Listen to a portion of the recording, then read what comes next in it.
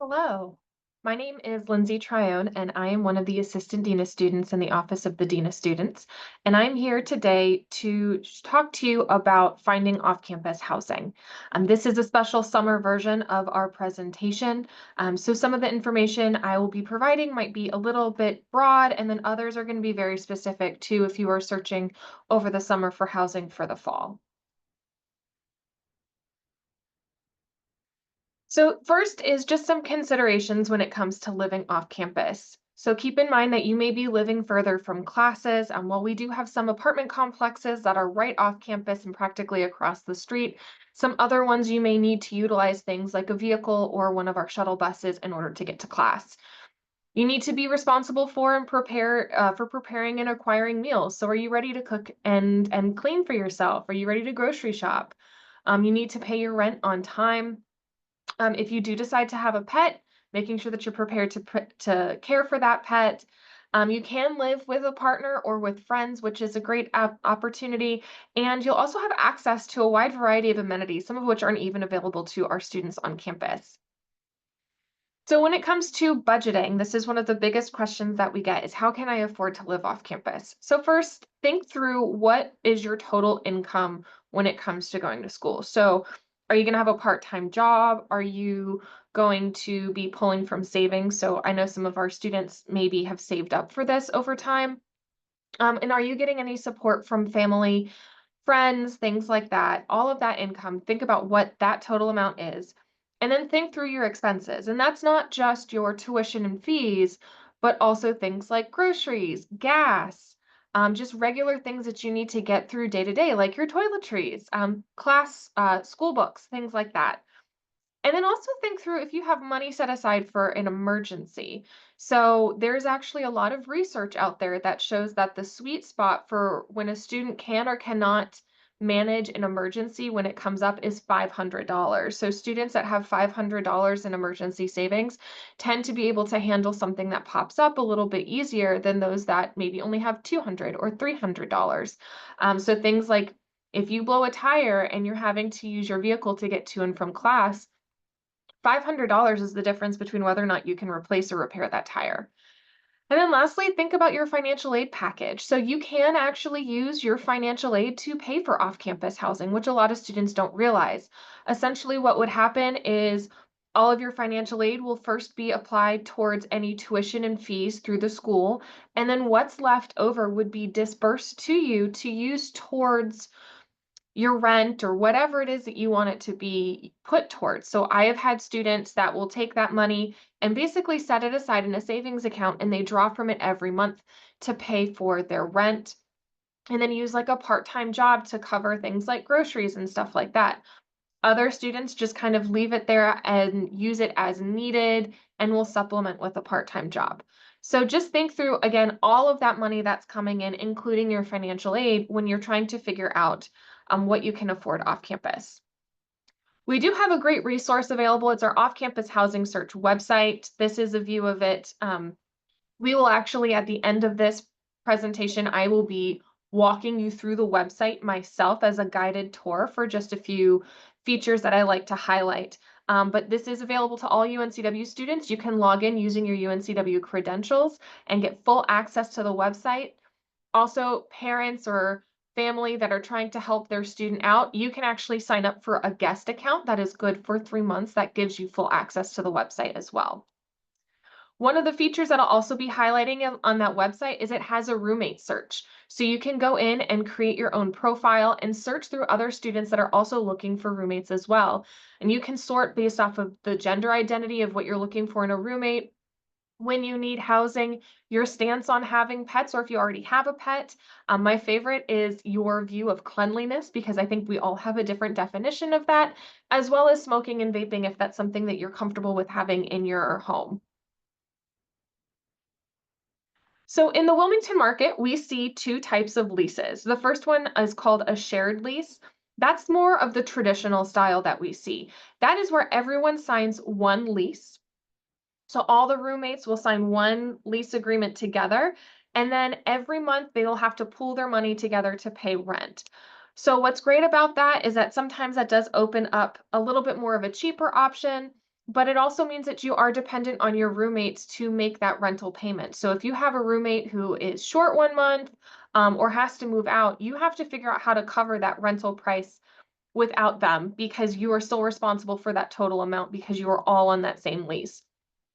You also may need to pay for additional things like your utilities. So your rent and cable and your internet and water, all of that together will need to be paid for and set up. So typically your shared lease, you have to set those up separately and then work with your roommates on how you're going to cover those as well.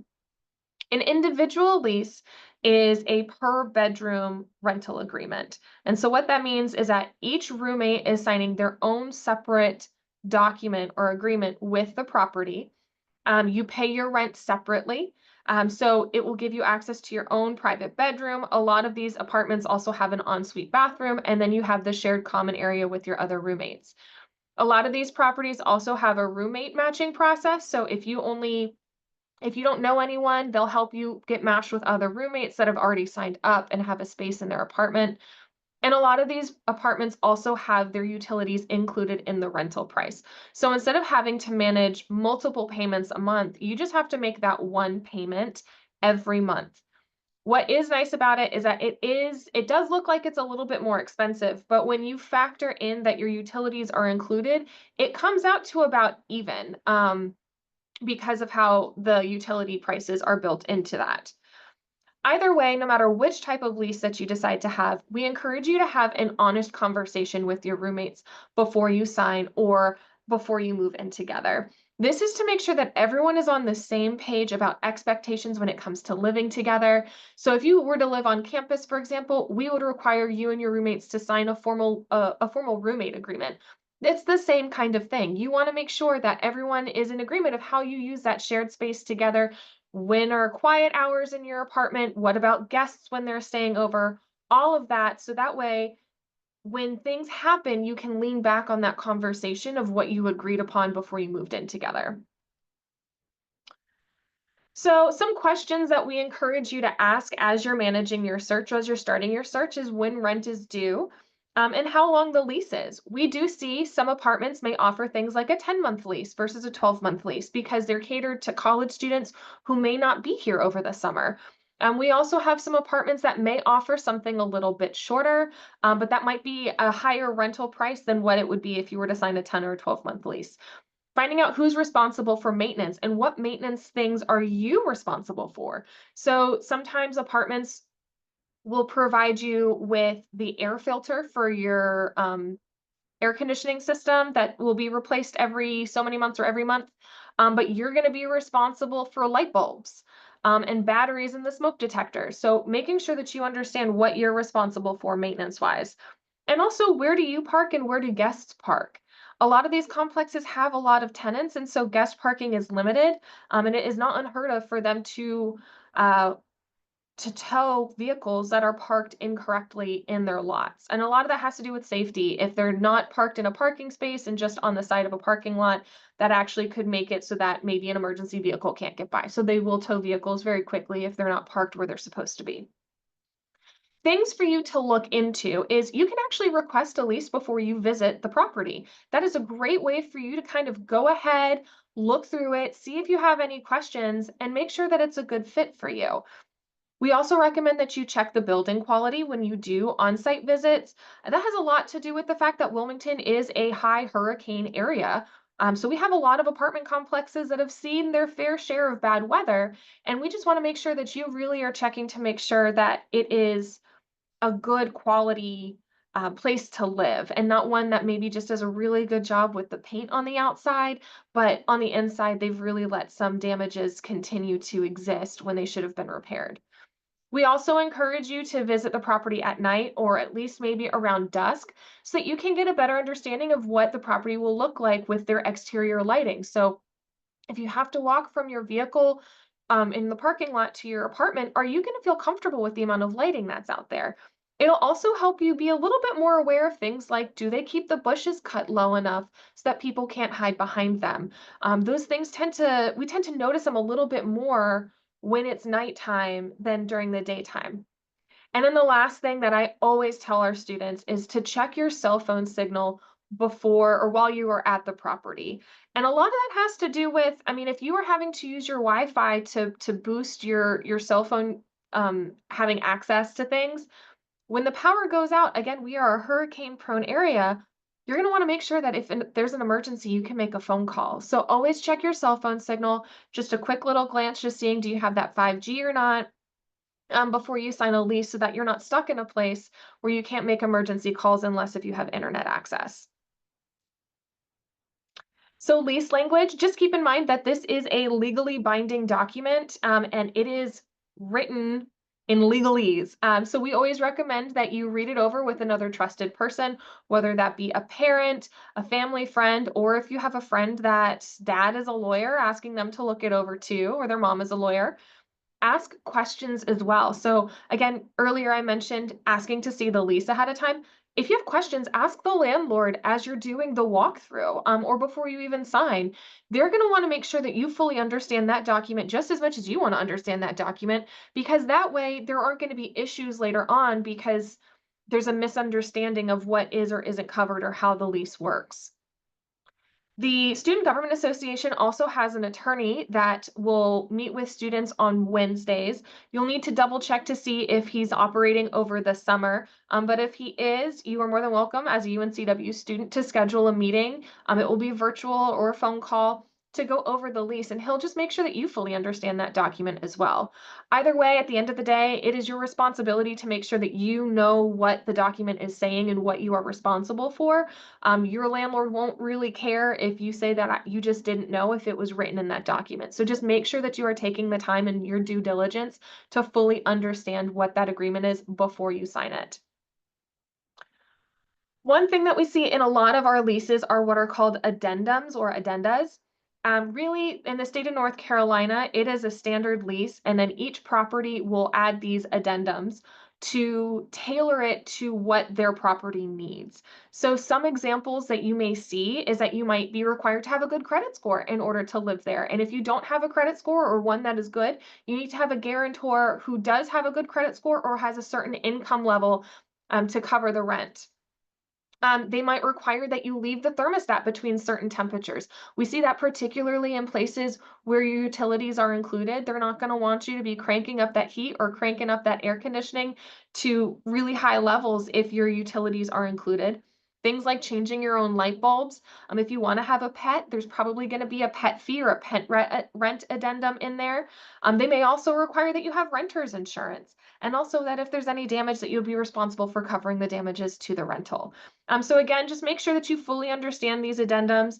One thing that I do always caution our students on is sometimes you may see something in there about the property reserves the right to add amenities at cost to the renter. And something that has happened in one of the complexes over the last few years is after students signed their lease, they added an amenity called valet trash service. And so what that means is you don't have to take your trash out to the dumpster. You can just put your garbage bag outside your door at night, and someone will come pick it up and take it away for you. That costs an extra like $20 or $40 a month. And because they had the addendum in there that said that the property reserves the right to add amenities at cost, all of a sudden these students were seeing that their rent had increased by $20 or $40 because they signed an agreement that said that the property could do that. And so those are some questions that you're going to want to ask as well, is what are some amenities that you might be adding that would require my price to go up? Or is that something that is planned for this coming year? When signing a lease, again, just be careful. This is a legally binding document. Once you sign it, it is going to take a lot to get out of. A lot of the times, what we're seeing, especially in places that are renting to students, is that they are not allowing you to break your lease anymore. So it used to be back in the day that if you wanted to move out early, you might just pay a financial penalty that might be 2 or 3 months worth of rent. Now, a lot of these places are saying, if you want to get out of it, you need to find someone to take over your lease for you, because we're not just going to take the possibility of not being able to fill it mid-semester or mid-academic year because you want to get out of this lease. Also, just make sure that you're not signing two leases. We've had that happen a couple times where students are searching and they're not really understanding that the first document that they signed was a lease with another apartment. and they kept their search going, and then they go to another complex that they really like and end up signing there. And then they're on the hook for 2 leases and 2 rents. So just make sure that you fully know everything that you're signing and if it's a lease or not. One of the questions that I get the most over the summer is it too late? Am I not going to be able to find a place to live? And the answer is no. So here is a general timeline that we share with students throughout the whole year of now is the time to start researching. It is never too early and it is never too late. Just start researching. Look through our website, find apartments that seem interesting to you, figure out what amenities you want, and start narrowing that list down. What we do see in this area is that in January, properties will start to review their wait lists. So they won't start signing leases until the spring semester anyways. So anyone that reaches out to them before that for the next academic year is just put on a wait list. And in January is that time where they start reaching out to see if those people are still interested. March tends to be when they really start their recruitment efforts. That's when they start to do all of the deals. They're on campus all of the time looking for renters. And then April and May is actually where we see most of our lease signing happening. Even if you filled out that application in March, I have students that are still waiting for that final lease document to be sent to them so that they can move in August because April and May is our lease signing season. However, that still doesn't mean that you're too late because lease signing still is occurring as late as July, especially for those that are focused on college students. Now, I will say that we will have space available off campus in July. Whether that is the apartment complex that you want to be at is a different story. We do have some that are a little bit more small and boutique that will fill up a little bit faster than our other larger ones. So just making sure that, don't wait too long, but you have time. And it's more important for you to take the time so that you have a quality search that you are satisfied with where you are going to be living than anything else. That is the most important thing. So take your time, do your due diligence, but also don't wait too long if you can. Avoid that. Subleasing is something that we also see a lot of, particularly because we have a lot of college students here. And so what is a sublease? That is essentially someone who has signed a 12-month lease and then they actually can't live there the full year, so they need to find someone to move in and finish out that lease for them. Some things or some reasons that we see is maybe a student decides that they want to go to study abroad in the spring. And so they need someone to take over that lease because they're not going to be in Wilmington. They're going to be over in Europe or somewhere else around the world. And so they need someone to take over that lease for them. Whether or not it's allowed, it's really important that you understand the rules of each property. Some of our properties say very specifically, you are not allowed to sublease, and that is because they do background checks on their tenants. And so they want to make sure if someone is going to be moving into your apartment that you don't know, that they need to be vetted by the complex. We also see some complexes that instead of doing a sublet, what they do is what's called a lease takeover. So you get let out of your lease at that point and someone else will take it over.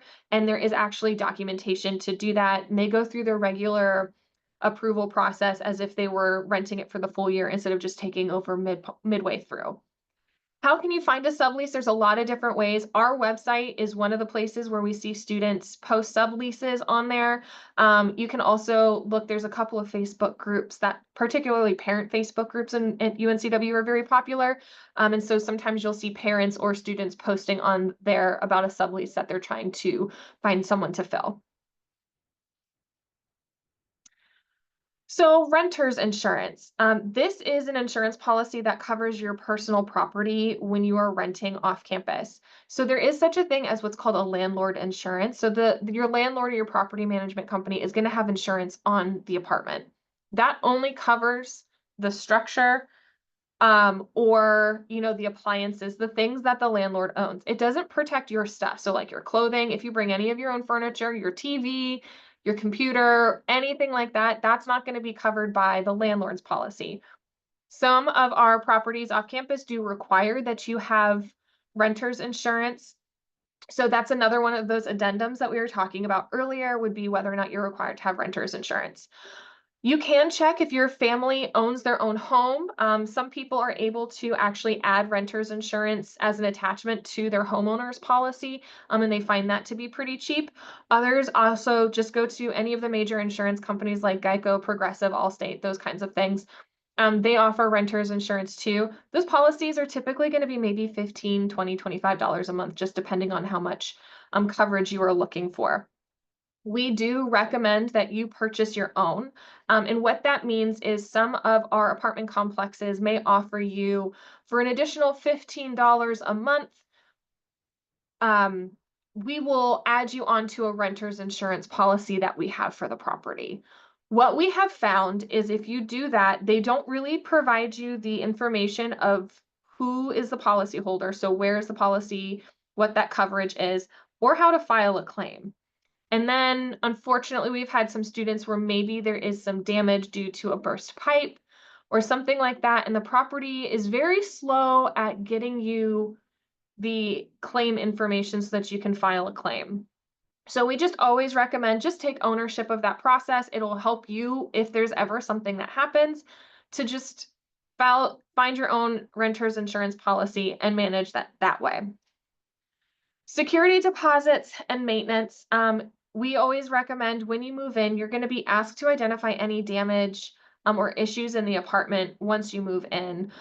Make sure that you are as detailed as possible. So it might just be that they give you a piece of paper that you submit into their portal. Take pictures that are timestamped, take videos that are timestamped, save that somewhere on your computer, email copies of it to the property manager. Even if they say just put it in the portal, we recommend sending them an email just for documentary purposes. That way, when you move out, um, they try to charge you for maybe something that they think you did, you have the documentation of, no, actually, that was already there when I moved in. Here is the email with the picture in it that I sent you when I moved in August. You're also going to be required to pay what's called a security deposit. And that's what typically covers the damages when you move out. So that's money that you pay up front in order to pick up your key. It is held in trust by the property management company. And then when it's time to move out, they will deduct the cost of any of the damages from that security deposit and then disperse what's left back to you. And the lease will tell you how long they have to make that decision. You're also going to want to make sure that you understand how to submit maintenance requests. So some of our larger apartment complexes, it's probably going to be a portal where you just put in a ticket essentially, and then they will get to it based off of the urgency. Other places, if you're renting from a little bit more of a mom and pop situation, it might be that you are calling the maintenance guy or you're calling the on-call maintenance cell phone if it's overnight. So just making sure that you really understand, depending on what the situation is, how you can submit maintenance requests. And again, documentation. When you're submitting maintenance requests, make sure that you have a copy of it for your records, just in case there's any issues with the portals or a phone call gets missed. You just want something timestamped. And again, when you're recording damages when you move in, just make sure that you have that documented somewhere too, just to protect yourself, really, is what it is.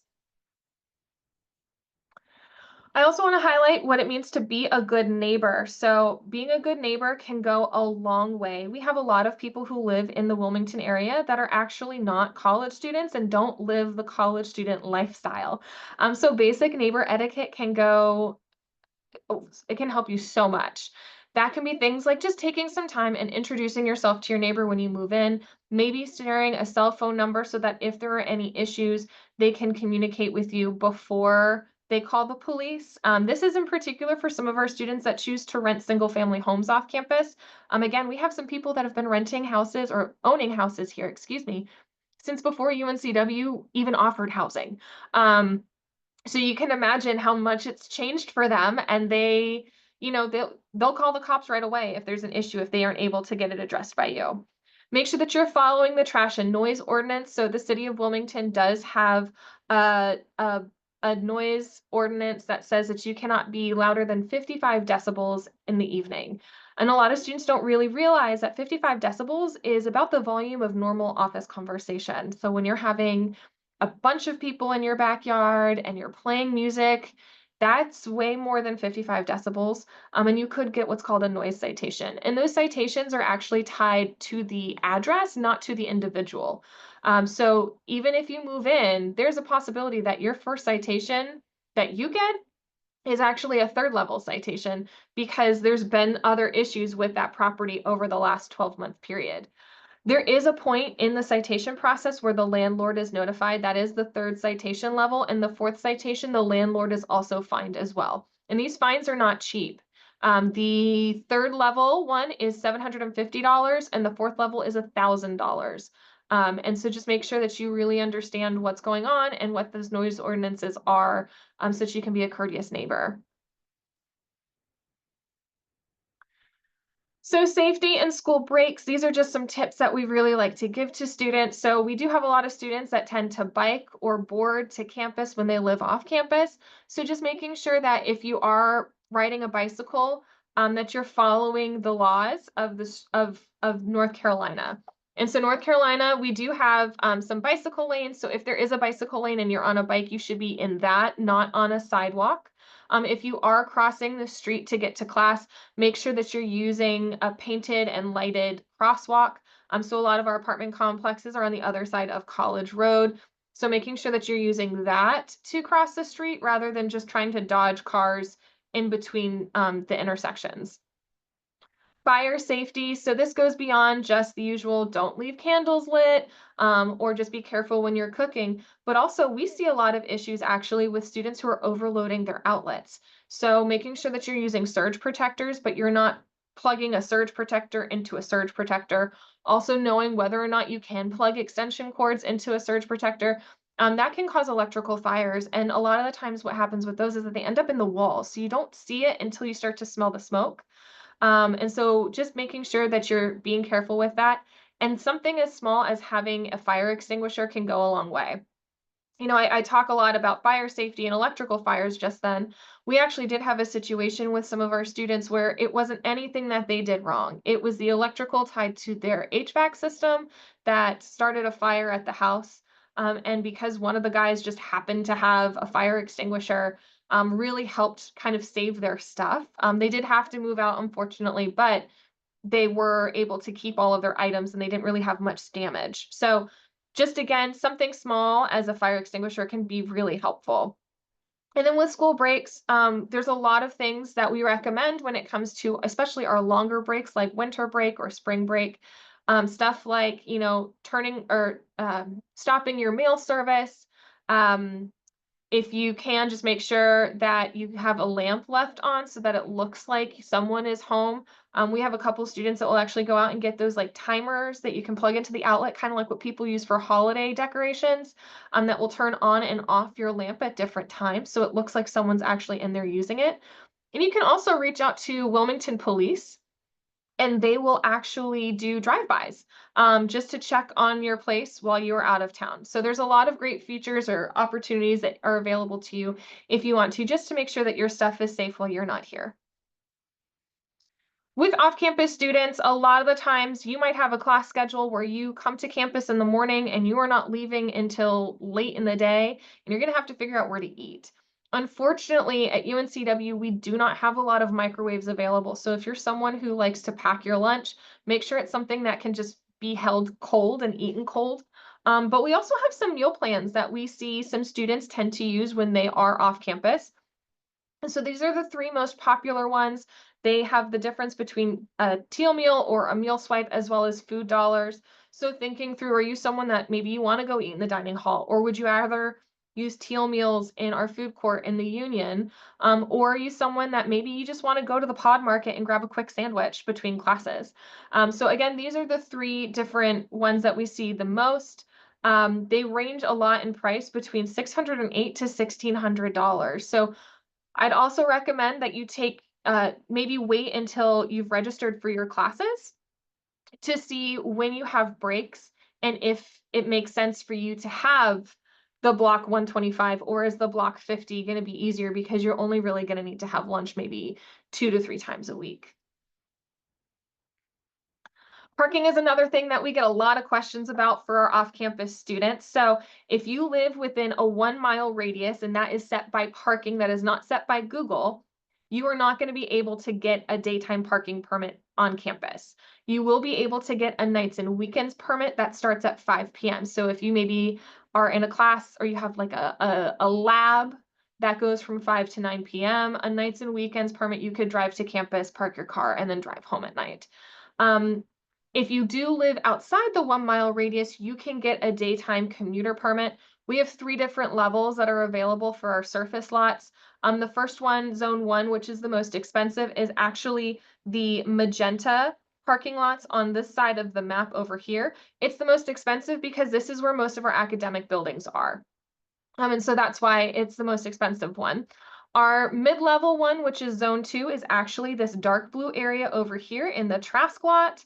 And then our cheapest one is our park and ride, which is actually across the street, across college. And there is a lot over there. We do have a shuttle that is just for the park and ride, but a lot of students actually just cross at that intersection with the crosswalk to get to class. Again, it's really important to understand the 1 mile radius. At the end of this, when I am showing you our housing search website, I'm actually going to pull up a map of the 1 mile radius so that you can take a look at that as well. And that QR code will take you to the parking services website so that you can learn more about the different parking passes that are available. We do have an extensive shuttle system, and that is because, again, if you live in that 1 mile radius and you can't drive your car to class, well, we're going to make sure that you have a shuttle that can get you there. We do have a tracking system that is available. The app, you'll learn more about it as you go through orientation, but there is an app where you can track the shuttles to see where they go. They tend to run on either a 20 or a 30-minute loop. So again, keeping that in mind with that schedule to make sure that you get to class on time. Our shuttle system is serviced by Wave Transit, which also provides all of the public buses for the city of Wilmington. And so UNCW students with your one card, you can actually use all Wave Transit buses for free. So this goes beyond just getting to and from campus. You can use that bus to get you downtown if you want, or to different parts of the county. We do also have an after hours point to point shuttle. So maybe say you're having a study group in the library and it's getting really late, you can use that shuttle to take you from the library to your off campus apartment. And then just keep in mind too, the shuttle system only operates during classes and it does not operate during summer sessions. If you have more questions about it, you should visit the Transportation Services website through that QR code that is on your screen. I do want to highlight some events and programs that we offer. So you are actually watching a recording of our housing search workshop right now. A lot of this content you can also find in our tenant education program, which is a Canvas course, which you can get to on our website. That's a great thing too, because you can always go back and relook at that data or that information again. And then we also host things like the housing fair. So we do offer one in the fall as well as one in the spring. So if where you decide to live next year isn't really a good fit, check out our housing fair, and it's a one-stop shop. I think in the fall last year, we had 22 apartments participate, and in the spring, we had about 26. So it's a great opportunity just to get a lot of your research done. And then lastly, stay in touch with us. Again, we're always happy to answer your questions. You can use that QR code to schedule a meeting with one of my staff members, or you can email us at our off-campus underscore students at uncw.edu. And that is also the website for our off-campus housing search, which I'm about to show you to right now.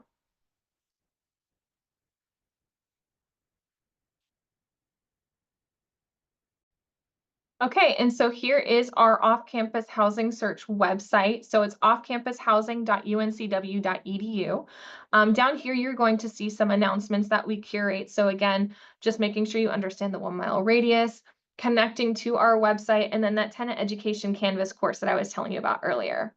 In order to get the full access to it, you do need to log in using your UNCW credentials. Again, parents and family, you can also do that as well. Gonna pause that share real quick while it makes me do my Duo login, which is great again for our security on campus.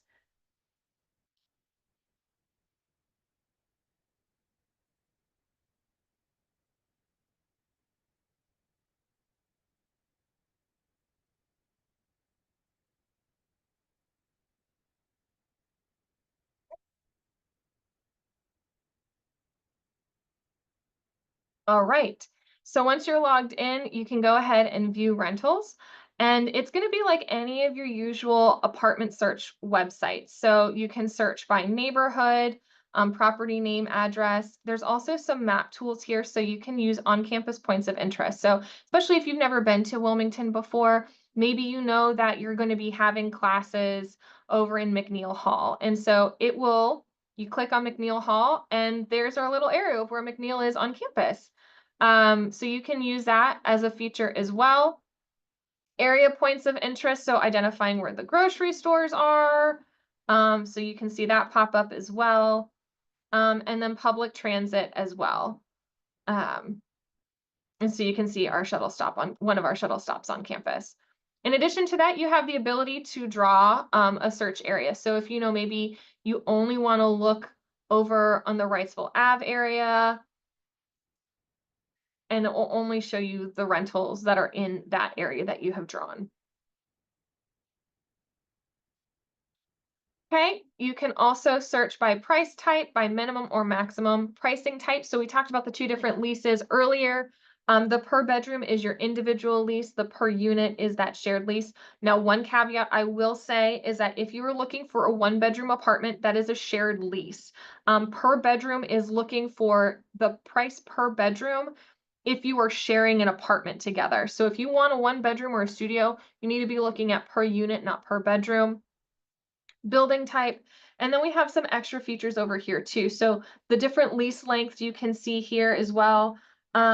If they have a move-in special, they will filter that too, and I'll show you what that looks like on their pages. Pets, are they allowed? And then if we have any international students that are watching this recording, we do have a filter for international student friendly. And what that means is that the apartments that have this say that they understand the documentation that is needed to rent to an international student, since a lot of it tends to be tied to social security numbers, which you wouldn't have since you are not a US citizen. Okay. So some things that I want to highlight for you when it comes to looking at these rentals. So you can see here, there is a star rating.